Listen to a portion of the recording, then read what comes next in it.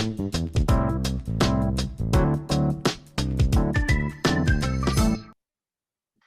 morning and welcome to Crack the Mic with Agent of Change, Corey Davis. And this week's segment is entitled Race Matters.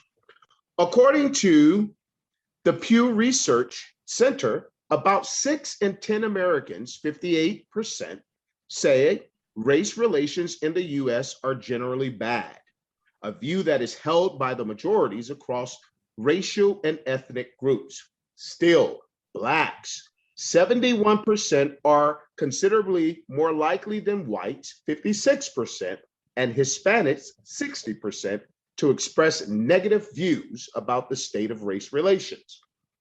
To help me further this discussion, I have a distinguished panel, Dr. Kenyatta Arnett, AP for DeKalb County Public Schools, Keon Payton, Realm Films International Director of Faith and Outreach, and senior pastor at a 96-year-old church in Pontiac, Michigan, and a Princeton Theological Seminary graduate.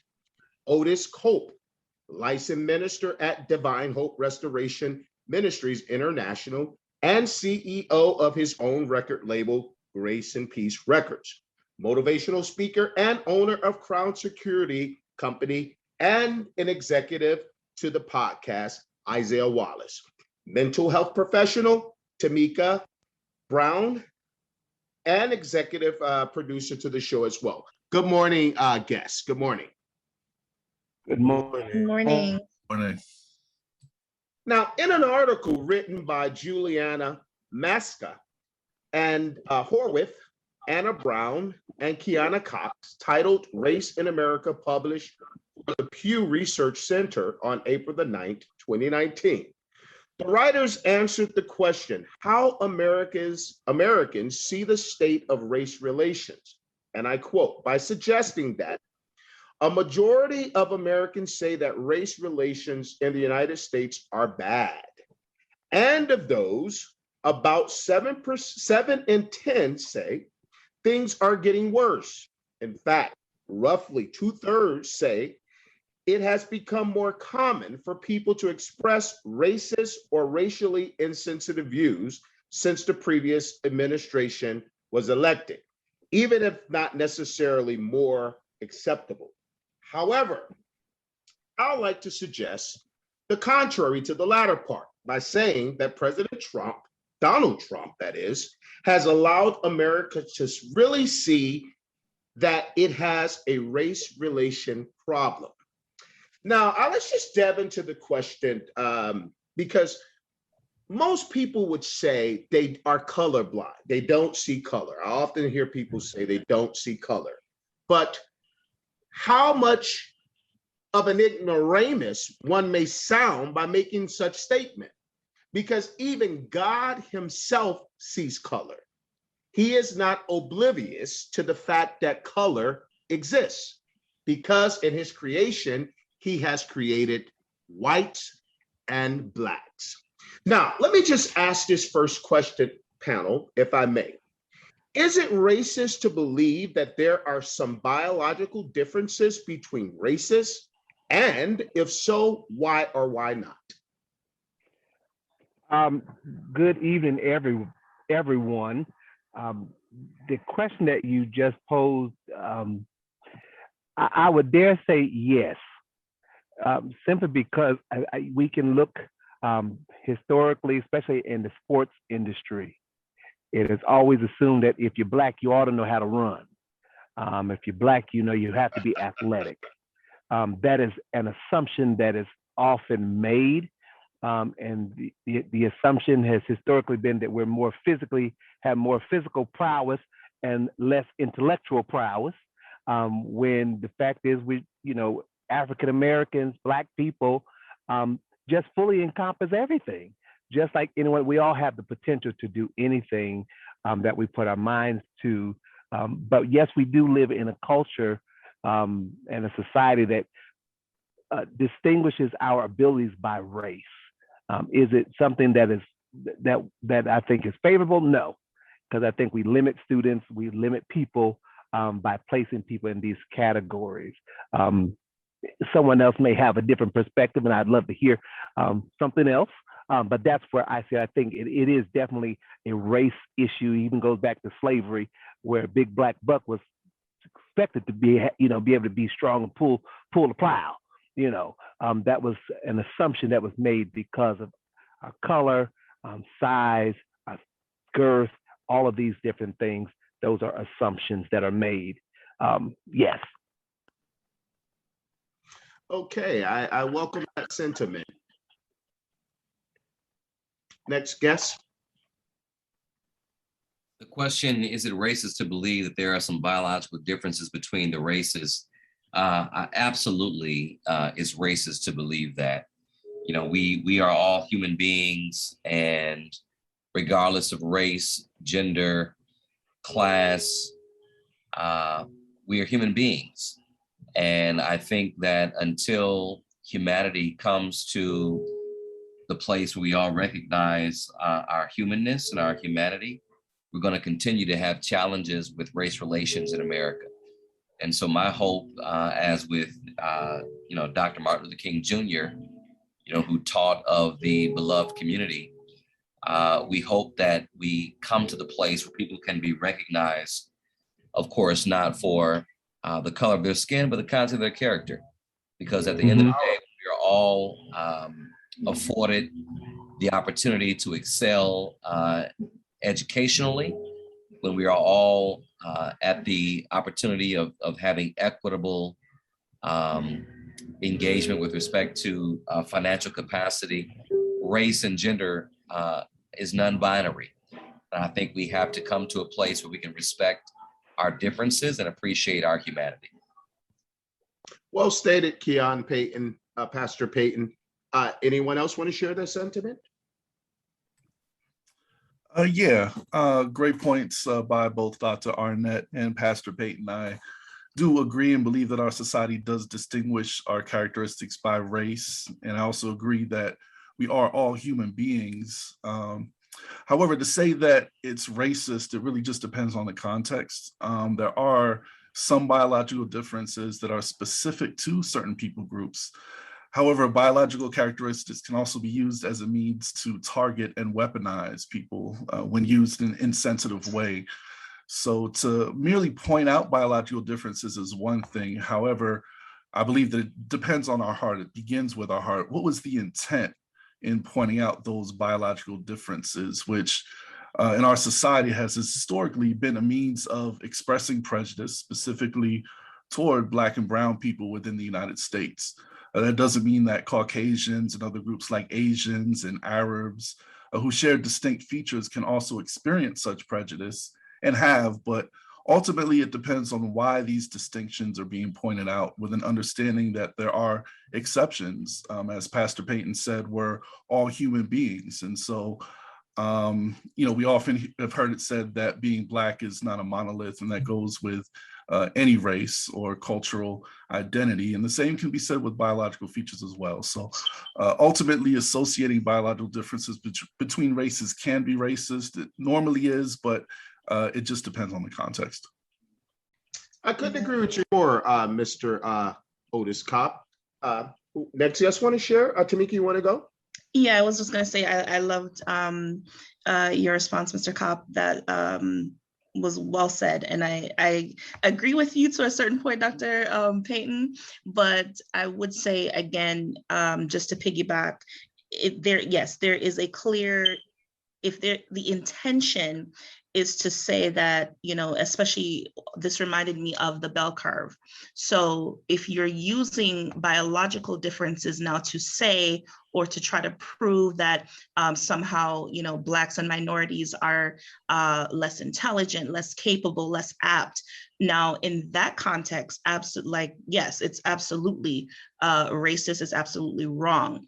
If the intent, however, is to say, hey, yes, there are some clear biological differences that the races have, and we should all, in an ideal world, we would embrace that. We would encourage one another and be kind, and be able to say, hey, you know what, your features are just as beautiful as mine. Now, to me, in that context, No, absolutely. It's not. It's that in that context, it's to be embraced, it's to be celebrated. We're all made in the image and likeness of God. So therefore, we are all, though we, yes, may have some differences, we are all God's children. And so we are beautiful in his eyes. And we are to, especially, I think, especially I would say in this country where Blacks have been taught, Blacks have been taught to much self-hatred.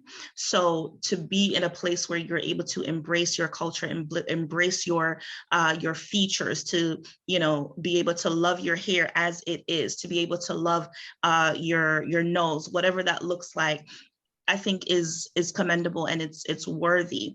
But again, we have to balance that question and figure out, okay, what is the intention behind it? So I would say I agree with all the speakers thus far, just in different ways.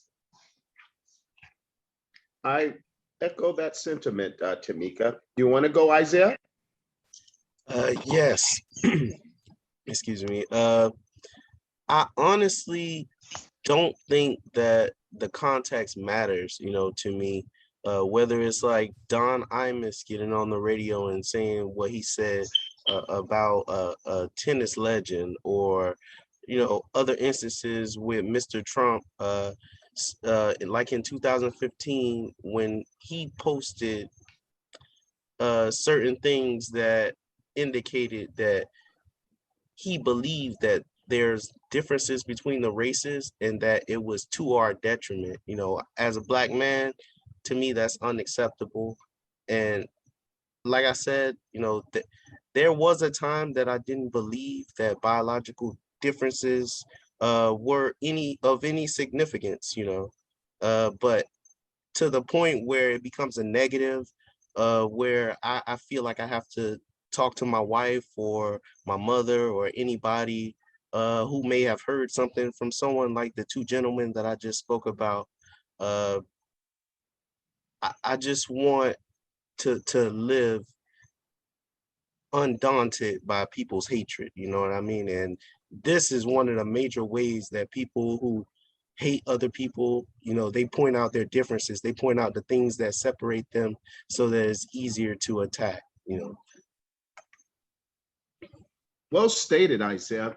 The beauty of it to me is the fact that God, in all of his creation, be it in nature or with humans, there are no two snowflakes that are alike, and the same holds true for humans. So we are to embrace the diversity that exists in humanity. Now, let me just ask the next question, if I may. In your opinion, does the concept of race divide humanity for the better? My opinion is that the concept of race, it absolutely divides us, and I would say not for the better. Interestingly enough, I often reflect on 1 Corinthians chapter 11 when Paul is admonishing the church at Corinth, and he's talking about the purpose of division. It's interesting how he starts that dialogue when he suggests that I suspect and I hear that there are divisions among you. And he says, to some extent, I believe it. And he suggests further that God has allowed the divisions to take place just so that God could discern who would earn God's approval. And I think that's very telling with respect to how quickly we are to judge one another because we are so different.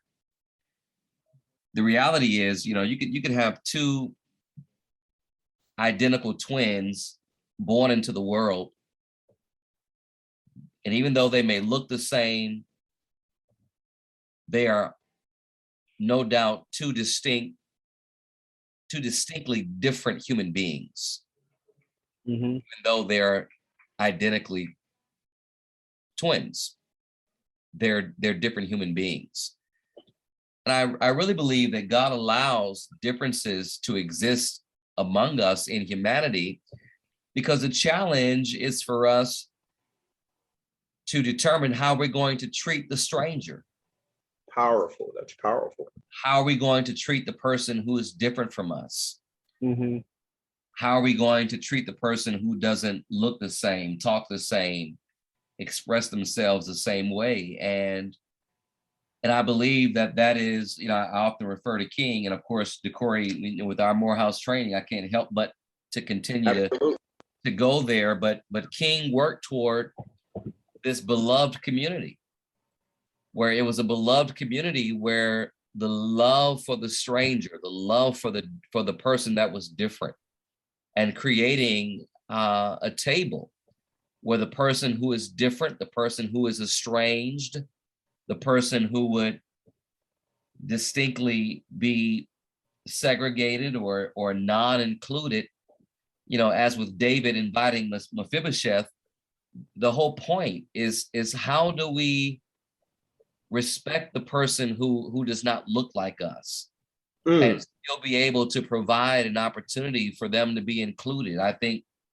that's the earmark of what it means to be a child of God, the person who creates the opportunity for other people who don't look like us to be included and to be a part of the beloved community. And I think, in respect to the question, does the concept of race divide humanity for the better? Absolutely not. Because when we divide ourselves based upon race, we're creating that dissension, that discord, that division within our humanity, and it does not serve for a better good. It doesn't serve to improve our condition as humanity. And I think that we must be committed to doing exactly what the Lord described, from the Old Testament to the New. And that's remembering that we are all strangers in a foreign place. And to the extent that we can begin to love on people who don't look like us, I think that is what distinguishes who we are as being children of God. Powerful, Doctor. Powerful, Pastor Peyton. That was powerful. Well, I dare not come behind this former resident of Whitehall, who LLC, brother, come on, living and learning. LLC, brother. Thurman Hall. Look, to hear these former RAs speaking so eloquently at but what you said and the way you articulated was so on point. Even though the potential for greatness is there because of our differences. And again, the Bible does celebrate our differences, that we're many, we're all different, but one body.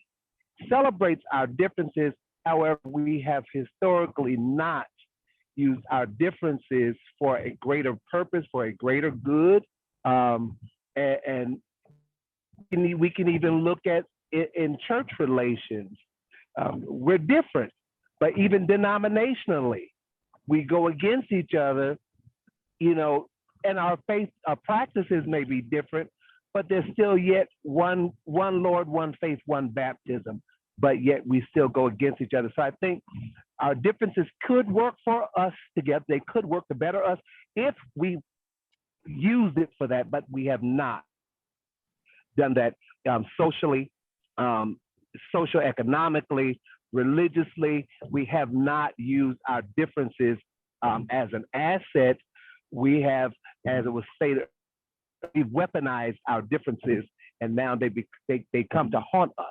They have come, and it's not seen as a good thing, the fact that we are different.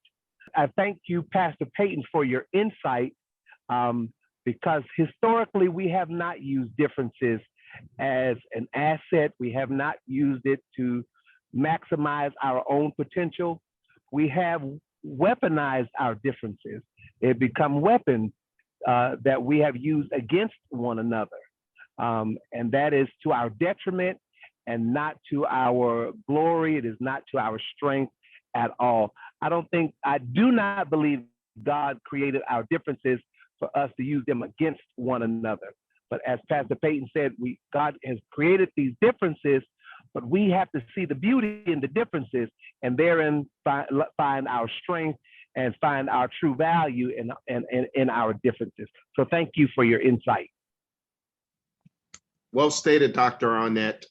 You want to go, Mr. Otis Kopp? Yeah, absolutely. I too agree with both Pastor Peyton and Dr. Arnett. Those are both, you both made great points. I'll start off saying, and some may disagree with me, but I'm one that defines race as the human race and separate people groups more so by ethnicity. I know for the sake of this discussion, when we use the word race, we're talking mostly about different ethnicities and people groups, specifically African and European American. But I also don't believe that the concept of race divides humanity for the better. And I think it's good and almost a necessary thing to know where you come from, the cultural practices of your ancestors, if possible, and be a part of building up your community. I think it's part of one's identity. I think Malcolm X actually had an interesting thesis in his idea of racial separation before integration can successfully take place. I just think they can both occur and should occur simultaneously. When it comes down to it, as human beings, I don't believe we should be divided, even though it appears inevitable at times, especially when it's based upon race. Like Dr. Peyton mentioned, the Apostle Paul admonished us, and he said that division should not even be found amongst us. And ultimately, as believers, our identity should be in Christ. And once we understand who we are created to be and begin to walk in it, division should dissipate. But ultimately, we know oftentimes it doesn't, as Dr. Arnett mentioned, even with different denominations. Even though we have differences, we should grow to appreciate those differences instead of use them as instead of weaponizing them to divide. Couldn't agree with you more on that, Mr. Kopp. Tamika, you want to go? Honestly, I think everybody's pretty much encapsulated, great responses. So I would just concur with everyone thus far. Yeah. Okay. Isaiah, you want to share? Yes, just a little sentiment. I believe that humanity is one humanity, and like Jesus said, any kingdom divided against itself will be ruined, and a house divided against itself will fall. I'm not looking forward to humanity falling. So I would just say that, we should come together and not celebrate differences to the detriment of other people, whether it's socioeconomic or whether it's just a leg up, you know what I mean? It shouldn't be used it shouldn't be weaponized, as my predecessors also said. Thank you for sharing your sentiment. Tamika has a question for the panel. Yes. So one of the things that I wanted to pose to the panel was, do you all believe that someone's race can hinder their success, especially in America? And if so, why or why not? I guess I could go first, right? And answer on in my opinion, unfortunately, America is, I think, one of the predominant countries where race is just, it's clear, it's first and foremost, it is a palpable issue in this country. When you go to other countries, I'm originally from Jamaica, and so we have there's a different structure, and there's a different structure in many other countries around the world where it's more of a class structure rather than a color dynamic and a race dynamic. So unfortunately, in this country, race, yes, it simply can, and at times it does. Ultimately, I believe that it depends. You are responsible for your own success, and so therefore, if you allow your own race, if you allow your own, issues or whatever terms that you want to use, if you allow those things to hinder you, then yes, it definitely can be. But I think if you have the mindset to rise above, adversities, to rise above the poly socioeconomic structures that are, just set in this country, you can still do what you're called to do what you're supposed to do, and build a successful life from that vantage point. So that would be my take, but I'm of course interested to see what everybody else has to say. Well, I think this picks up, touches on a previous panel discussion where we talked about systemic racism. And we must own the fact that America has systems that oppress and oppress people, populations of people. However, even with those systems in place, I've always been motivated by the poem Invictus and that very last line that I am the master of my fate, I am the captain and the captain of my own soul. And so we have to, everyone has the potential to do anything. Doors are there, opportunities are there for anyone, as you just said, Tamika, that the opportunities are there. People have to want to do and know to do. But I think we have to get to a place where we are exposing people to all of the possibilities that we have that are before them. And I think that's where the issue really becomes. So I think in a lot of cases, some people just don't know that there are opportunities in front of them. They don't know what's in front of them because it's never been presented, never been shown, they've never been exposed to certain things. And so even though the systems are there that hold people back based on race, gender, whatever, and all these other distinguishing characteristics, the potential is there, but we have to expose our young people now to all of the opportunities and the resources that are before them, because many times I find they just don't know. In the public school system, I just this week talking to students who are graduating seniors and did not know that they had to do certain things to go to college. Wow. There's certain things, didn't know that they needed a social security card, didn't know that they needed these different things just to go to college. So it's not that the opportunities aren't there, but they have not been exposed to, introduced to people that put them in the right places, or exposed to information and resources to help them see that I do have the potential. Just because I'm Black, just because I'm this, just because I'm that, it does not mean that the door of opportunity is not before me. And so I think that becomes the challenge, and the challenge before us in our respective positions and places now is to reach back to those who are behind us and make it our concerted effort to expose them, to show them, to teach them, all that they can be, to let them know you don't have to settle for this just because society says this is all you can do. Just, when I was in high school, which was a lot earlier than all of you, I'm sure, but my guidance counselors, I was in the top 10% of my graduating class. Out of 400 some students, I was number 27. But my guidance counselor's advice to me was, oh, you come from a drug addicted family and low income family, so you should take wood shop so you can learn how to do a trade.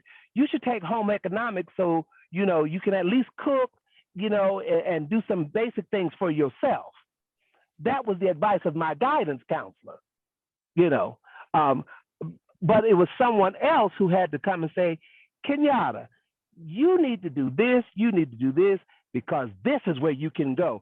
And so now here I am, that same boy from a drug-infested neighborhood and drug-addicted parents. Here I am now with 5 college degrees, including 1 PhD. So I would love to see that guidance counselor say, can anything good come out of the hole in the wall? Yes, it can. And so we have to have people who will put us on the right direction and lift that veil from before their eyes to show them there is more for you. There is more that you can accomplish. There's more that you can do if you just put your eyes on it. If you put your eyes on it and get it in within yourself that yes, I can and yes, I will. Well stated. Amen, Dr. Arnett. I agree and could definitely agree that we're destroyed for lack of knowledge, and a lot of times. I believe that in our country, race can create specific roadblocks that people of another racial group may not have to endure. But I also believe that America is the one country where people can attain a certain level of success despite their race or socioeconomic background. I do believe that there are still systems in place by people who are in positions of authority, specifically big businesses and government, who have it in their best interest to only elevate people who look like them. Again, in our country, that is normally the European American white male. And I have a unique point of view in this as a white American who grew up in the Black community. So I've witnessed firsthand how race can play a part in what some people groups may have to endure. And so like Tamika said, we do have a sense of personal responsibility to rise above adversity. And I do agree that everyone can be successful, that success is available to all, but to an extent, and it can be more difficult for some to attain that level of success compared to others. Couldn't agree with you more on that, Mr. Kopp. Isaiah, you want to share? Yes. Honestly, I think that in the past, race has been a big hindrance for success. You know, I can only speak about my people. You know, I don't really know much about other different people groups, but I know that as when we discuss in the systemic racism segment, you know, they have this box, and this box can determine whether or not I get a job because I have to answer them and tell them my race, or it could determine whether or not I get Social Security or a disability or a grant or a loan. You know, I think those hindrances are still there, and I think that it takes a stronger spirit to overcome them. So I appreciate so much that everybody else had positive and uplifting messages, you know, about overcoming any perceived hindrances to your success, being a Black person or being a different people group other than a white European person. You know, we can overcome individually and together any hindrance. That's my sentiment. Okay. All right. Let me just ask this next question, if I may. Can Black people be humanized in the eyes of white America without laws such as affirmative action in place to force institutions to admit them? Dr. Payton, you want to share your thoughts on this? Well, absolutely. So I'm actually, you mentioned it earlier on in the conversation here that I'm executive director of Faith Community Outreach for Realm Pictures International. And we're currently doing a film on the true events of the Jubilee Singers of Fisk University. And there's actually it's a wonderful story of how this young Black choir at Fisk University was able to harness the tension of trauma, severe trauma that they sustained during slavery and during that post-Civil War era, and use it for the purpose of a greater good, where they harnessed their trauma and they turned it into the melody and the chorus of singing the gospel. And it was through that experience of singing the gospel that when white folks were looking to be entertained by Black artists and good music, they packed out these theaters.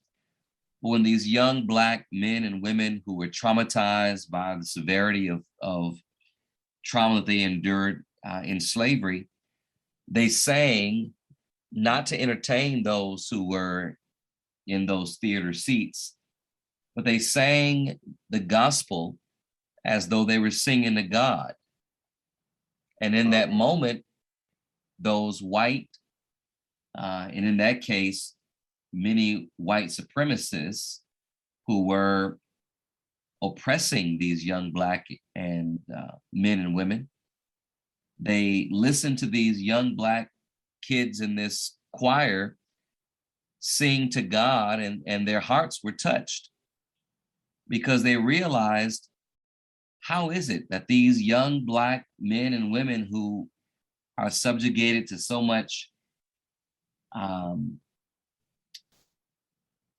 brutality and violence as related to their slavery, how were they able to find hope and faith and resilience and sing like they sang? I mean, sang like Aretha Franklin, with all of their heart and soul and sinew into singing this song of hope and faith. And these white folks who just came to be entertained, they found themselves crying and not knowing why. And in actuality, what those young Black men and women were able to do was to resonate with their basic humanity. And at the end of the day, I feel that empathy is the way. That when we're able to strip ourselves of the barriers that divide us, race, gender, class, sexuality, sexual orientation, whatever you want to describe it, when all of those labels are peeled away, we are human beings. Powerful. All created in the image of God. And oftentimes we fail to recognize that we each have our own journeys and our own struggles. But if we could, for 1 second, take ourselves out of the reality of what we're each confronted with on a day-to-day basis and try to place ourselves in the shoes of someone who's less fortunate than we are. Wow, powerful. I think that would be a way forward in helping us to recognize that no matter what the barrier is, whether it's Black or white or gay or straight or male or female, I think about what it means to be in Christ. Christ put himself in the shoes of all of us, and he died for the worst of us to help us to recognize that if we learn how to live with empathy, if we learn how to live with hope, indeed, the greatest command that he gave to all of us, to love the Lord our God with all our heart, mind, soul, and strength, and our neighbor as ourselves. Well, who is our neighbor? Was the question he raised. And that was the person who was very different from us. That was that Jewish person who was in the street, bleeding and bloody and bruised. And when the person who had class looked at that situation, even though there was a similarity, they didn't focus on helping. They didn't put themselves in the shoes of that person who was in need. But when that Good Samaritan came, although he was different, although he looked not the same color, skin of that Jewish brother who was in the street, or not even that social class, or not that religious class, when that Samaritan looked at that person, he looked at them as a human being who was in need. And he stepped in the gap and was there to be of service and to be of help. He allowed his empathy to rule the day. And that's who Christ said God honors. And so can Black people be humanized in the eyes of white America without affirmative action? Well, if we recognize that the system is broken, and that when you apply to go to school from Pontiac, Michigan, or the hood, or these disenfranchised communities, the reality is most persons in these urban centers don't have the real support to go to some of these places if it were not for systems of equity like affirmative action. And so I believe that it kind of goes hand in hand. I believe that if we're really going to be that good Samaritan, we have to make intentional decisions to ensure that our society is equitable and that we are treating people, forget fairness. It's not about fairness, it's about equity. And sometimes equity and doing things with in focus on equity, it has to be intentional. And so can Black people be humanized? Of course. If we can step outside of the fact that we're different and look at that Black person as a white person and say, you know what, he may not be white, but he's a human being. And if I were a human being, what would I want for this person to have to pursue the American dream? And if that were our focus, I think we'd be in a much better place. I think it'd be a much more equitable, socially equitable, just society that I think all of us should be striving for when we're talking about attaining the American dream for everyone. Thank you for sharing, Dr. Payton. You want to share, Otis? Yeah, I mean, there's not much I can say coming after that response by Pastor Payton. I agree wholeheartedly, but I would add that until we are in a place where racial disparities based upon skin color are no longer a reality, it's important that programs are in place to give underrepresented people opportunities in the workplace and in colleges, as was mentioned by Pastor Payton. Diversity often helps people see past stereotypes and judge people by the content of their character. And I've heard it said, the claim by some that affirmative action, for example, is reverse racism. And I think that's nonsensical, because why would you not want a diverse workplace? Many who believe that affirmative action is a form of reverse racism are uneducated on what the policy was designed to actually do, which was to eliminate unlawful discrimination against applicants, remedy the results of prior discrimination, and prevent such discrimination in the future. And so, though I agree that Black people can be humanized without affirmative action, I think that it is an important policy that should stay in place for the time being in our country. Thank you for sharing, Mr. Kopp. You want to go, Dr. Arnett? I will piggyback on what has already been said, because I do believe that all things are possible to them that believe, but to them that believe what? To them that believe that we are one race. As Mr. Cox said earlier, we are all one in the human race. And until the world sees that element and acknowledges our oneness as a human race, because yes, Black people can be humanized. Yes, we can, but the systems have not made it as easy for that to have been, has not done well with that. But now it's up to us to make sure we humanize ourselves. I think that's the next chapter. We can look back historically at what has happened, but now it's up to us to make sure we're doing what we need to do to humanize ourselves, to change the dynamic, to change the trajectory, to change what has been and make it what it should be. And I think we have to do it for ourselves, amongst ourselves, because the systems that have been in place have generationally caused us to see ourselves in such a negative light.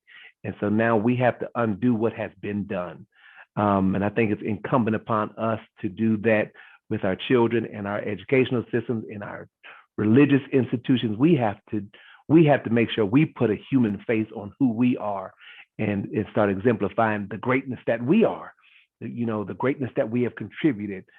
Thank God for these programs that have tried to level the playing field and open doors and remove such barriers that restricted or prohibited us from being able to have an opportunity to sit at the table. So those programs have had they've been a help. But as Mr. Moss said, but I think we have to go back to why were those programs put into place? You know, why were they? If we were humanizing Black people from the beginning, we wouldn't have needed those programs. You know, and so that's just where I see it. So yes, it is possible. And if they won't do it, then we need to do it for ourselves. We need to humanize ourselves and start telling our own human story. Couldn't agree with you more. Well, guess what, guys? Unfortunately, we are out of time for this week's segment, Race Matters, Part 1. But I want to thank our distinguished panel, Dr. Kenyatta Arnett, Keon Payton, Pastor Keon Payton, Otis Coop, and motivational speaker Isaiah Wallace, and mental health professional Tamika Brown. So stay tuned and join in with us on next week as we continue the discussion on Race Matters. And again, this is your agent of change signing off on Crack the Mic. Peace.